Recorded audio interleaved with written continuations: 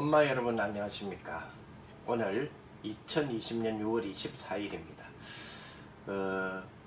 본격적으로 부산에서도 이제 장마의 영향을 받는 것 같습니다. 어제까지 화창했던 날씨가 오늘 이제 흐리기 시작하고 일기예보에 따르면 오늘 오후부터는 많은 비들이 내린다고 이야기를 합니다. 지난 주간에 우리가 약 움짤 7편의 움짤 영상을 통하여서 대한민국을 건국하는 일에 한국교회와 기독교인들이 미친 영향과 특별히 그 과정에서 나타난 서밋, 인턴십 그리고 인생 포럼을 둔 헌신자 팀들에 대한 부분을 이야기를 드렸지요.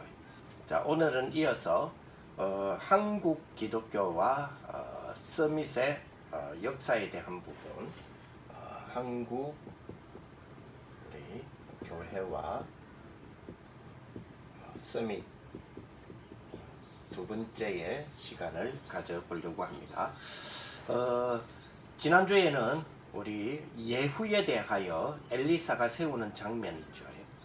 그를 통하여서 이 3개 팀에 대한 한국교회의 역할이 그 성경적인 배경 위에 한국 건립에 대한 부분에서 특별히 대한제국에서 대한민국으로 넘어가는 그 과정 속에 일어난 기독교인들의 역할과 그 배경 속에 있는 서밋으로 키워나가는 장면을 성경적으로 우리가 한번 확인해 봤었습니다. 오늘은 한국교회와 서밋의 두 번째로 생각해 봐야 될 부분이 열왕기 본문은 열왕기하 18장 1절에서 8절의 내용으로 본문을 잡고 생각을 하겠습니다. 먼저 성경 한번 확인해 보시죠. 열왕기하 18장 1절에서 8절. 열왕기하 18장 19장은 히스기야 왕의 역사에 대한 부분을 담고 있습니다. 같이 성경을 한번 읽어봅니다. 이스라엘의 왕 엘라의 아들 호세아 제3년에 유다왕 아하스의 아들 히스기야가 왕이 되니 그가 왕이 될 때에 나이가 25세라. 예루살렘에서 29년간 다스리니라. 그의 어머니의 이름은 아비요 스가리야의 딸이더라. 히스기야가 그의 조상 다윗의 모든 행위와 같이 여호와께서 보시기에 정직하게 행하여 그가 여러 산당들을 제거하며 주상을 깨뜨리며 아세라 목상을 찍으며 모세가 만들었던 놋뱀을 이스라엘 자손이 이때까지 향하여 분향함으로 그것을 부수고 너수단이라 일컬었더라. 히스기야가 이스라엘 하나님 여호와를 의지하였는데 그의 전후 유다 여러 왕 중에 그러한 자가 없었으니 곧 그가 여호와께 연합하여 그에게서 떠나지 아니하고 여호와께서 모세에게 명령하신 계명을 지켰더라. 여호와께서 그와 함께 하심에 그가 어디로 가든지 형통하였더라. 저가 아수르 왕을 배반하여 섬기지 아니하였고 그가 블레셋 사람들을 쳐서 가사와 그 사방에 이르고 망대에서부터 경관성까지 이르렀더라. 아멘.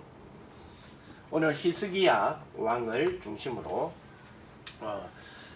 우리 한국도 교회의 서밋에 대한 생각을 히스기야 왕의 내러티브가 담겨 있는 열왕기하 18장의 초반 부분에 대하여서 생각을 해보겠습니다. 오늘 열왕기하 18장 1절에서 8절에 보니까 히스기야 왕이 나오지요. 다윗과 같은 왕이었다. 그러니까 하나님과 연합된 자였다. 정말 이전에는 이런 왕들이 없었다. 전무후무한 왕이었다. 이렇게 볼 수 있죠. 아니 다윗이란 왕이 있었는데 왜 그러냐? 그만큼 뛰어난 왕이었고 그만큼 하나님과 연합하여서 하나님이 원하시는 것을 찾아서 이루어 나갔던 그런 왕이었다 이렇게 볼 수 있겠죠. 우리가 렘넌트 한 명을 제대로 세운다면 렘넌트 한 명이 제대로 된 지도자가 된다면 이 나라를 향한 하나님의 원하시는 그것을 찾아서 이루어 나가는 귀한 우리 축복의 여정에 길을 갈 수 있다라는 부분이 될 수 있겠죠. 자, 렘넌트 하나가 그죠? 지도자가 되었을 때 하나님은 중요한 일을 이루어 나가신다. 이렇게 우리가 볼 수 있습니다. 자, 왜 그러냐? 렘넌트 속에 복음이 들어가 있기 때문입니다. 그렇다면 우리가 가장 먼저 해야 될 부분이 이 부분이죠. 우리 엄마들과 부모님들이 우리 렘넌트를 두고 기도하고 가장 관심을 써야 될 교육이 그죠? 네가 어렸을 때부터 성경을 알았나니 이 성경은 너희 너로 하여금 구원에 이르는 지혜가 있게 하느니라 라고 하는 렘넌트 속에 복음이 가득 찰 수 있도록 하는 것이 가장 중요하다. 우리 기도 수첩을 이렇게 보니까요, 그죠? 특히 이제 오늘 기도 수첩에 보니까 세 가지 후유증에 대한 이야기가 나오지요. 말씀이 나옵니다. 종교 후유증, 그리고 마지막 부분에 보니까 경제 후유증이죠. 후유증이죠.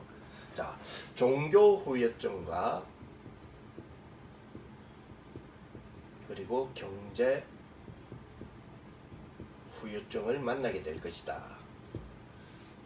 그 사이에 반드시 렘넌트들이 어렸을 때부터 구원에 이르는 지혜가 있게 하는 복음의 교육이 되어지지 않는다면 반드시 교육 후유증을 앓게 될 것이다 라는 걸 전제하고 있는 거죠.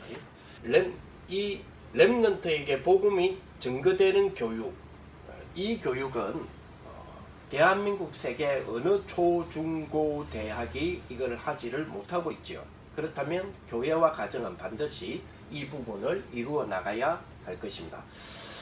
자, 렘넌트 속에 복음이 들어간다면 렘넌트 속에 들어간 이 복음과 이 복음이 주는 생명, 요 생명이 얼마나 큰 것인가 하는 그 열매와 결과는 우리가 후에 알게 되겠죠.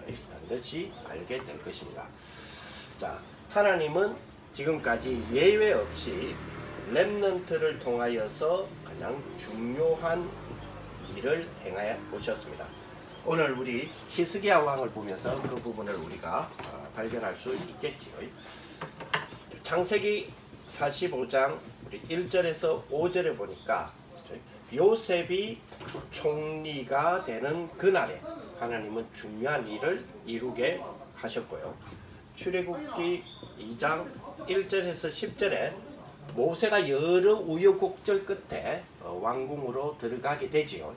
그런데 그 왕궁으로 들어간 것이 결국 나중에 출애굽기 3장 1절에서 20절에 어느 날 하나님이 원하시는 그 시간표가 올 것인데 어느 날 이 시간표가 오니 출애굽기 3장 1절에서 20절의 예언대로 사실 지구상에서는 최고의 일이 벌어졌습니다. 렘넌트 하나가 바르게 선다면 하나님은 이런 중요한 일을 반드시 이루고 마시는 거지요. 사무엘상 7장 1절에서 15절에 사무엘이라고 하는 렘넌트가 바르게 서는 그날 하나님은 미스바 운동을 일으키시는 모습을 우리는 잘 알고 있습니다. 그렇죠? 역대상 29장 10절에서 14절에 다윗이 정말 복음과 언약의 공동체를 이루면서 언약궤가 얼마나 중요한가라는 언약궤 운동을 알고 일으키는 성전 건축 축복을 렘넌트 하나가 제대로 섰을 때 하나님이 그 중요한 일을 이루시는 모습 우리는 잘 알고 있습니다.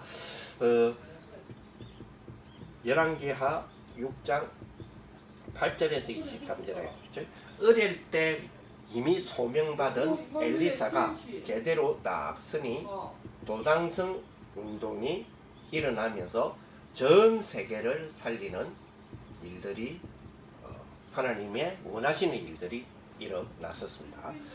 이사야 6장 13절에 이 이사야를 통하여서 무엇을 살려내죠? 렘넌트라고 하는 이 단어를 살려내는 그런 축복을 하나님이 이루어 나가시더니 디모데후서 2장 1절에서 7절에 이런 렘넌트들이 일어나니 결국 250년 만에 로마까지 복음화되어지는 하나님이 원하시고 그 누구도 이룰 수 없었던 일들을 이루어 나가셨던 그 축복을 우리는 성경을 통해서 잘 알고 있지요.